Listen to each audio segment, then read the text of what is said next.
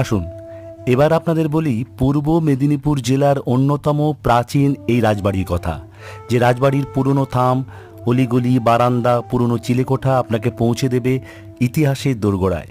যে ইতিহাস প্রায় 450 বছরের পুরনো, যে ইতিহাস আপনাকে মনে করাবে মোগল সম্রাট ঔরঙ্গজেবের গল্প, যে ইতিহাস আপনাকে মনে করাবে একজন সেতার বাদক থেকে জমিদারি প্রবর্তনের গল্প, আর যে ইতিহাস আপনাকে মনে করাবে পঁচেটগড় নামটা কিভাবে এলো তার উৎস।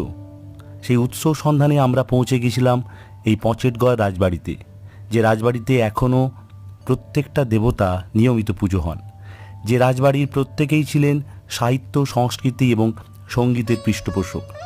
যাদবেন্দ্রনাথ দাস মহাপাত্র নিজেই ছিলেন একজন বিখ্যাত প্রতিভাবান সেতার বাদক।